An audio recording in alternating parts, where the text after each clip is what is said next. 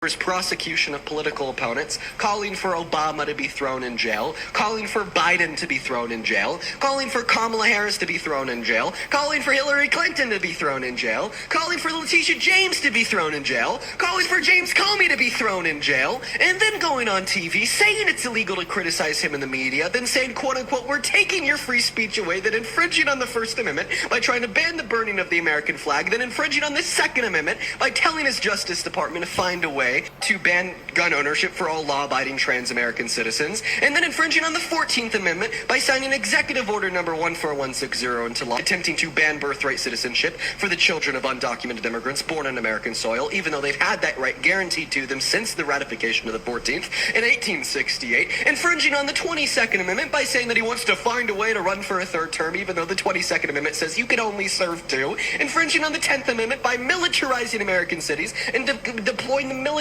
in cities like Chicago, Memphis, and Portland with no reason, having multiple federal judges rule him out and strike him down. Then yesterday morning, while on Air Force One, flying to America from South Korea, he said, and I quote, that he could declare an insurrection, send the military into these cities, not just the National Guard, but including the Army, the Marines, the Navy, so on and so forth, and no one could stop him, not even the courts. And I don't know, that is maybe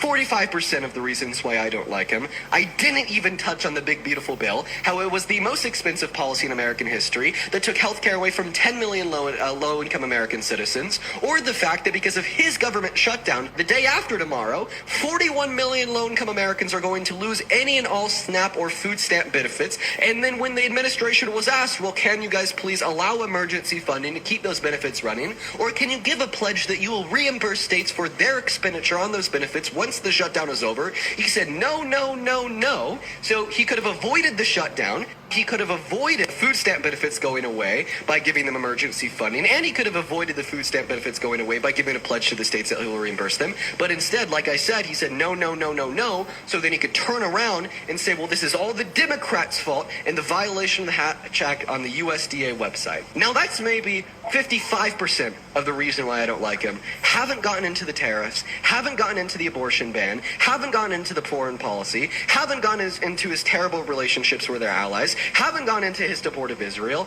I haven't gotten into any of that stuff, but I think that is more than enough to convince you and any other reasonable person that you shouldn't support Trump as president.